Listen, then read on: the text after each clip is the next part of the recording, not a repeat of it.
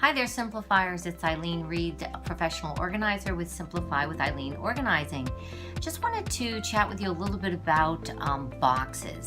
When I'm working with my clients, 9 times out of 10, they do have enough space in either their closets or their basements or storage units. The biggest common culprit that I see taking up that space are empty boxes. Loads and loads and loads of empty boxes. What I found is that holding on to these boxes, they're just holding air and they really rob you of space that you need.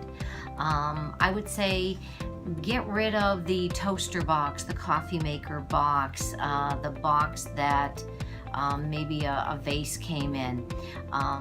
The one exception that I would make to this is the large TV box. If you are going to move, that's a pretty safe way to move a TV, so maybe hang on to that. But as far as the other boxes, those Apple iPhone boxes, they're beautiful. They are made so well. If you are going to be tempted to keep them, at least reuse and repurpose them. They work great inside desk drawers.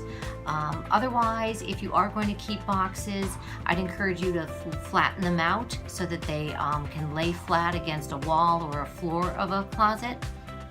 Or another option is to nest a lot of other empty boxes inside them.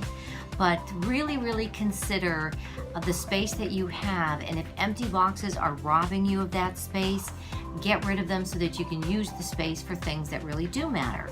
That's the tip for today. Thanks for tuning in. Simplify with Eileen, living the simplified life. Have a good one.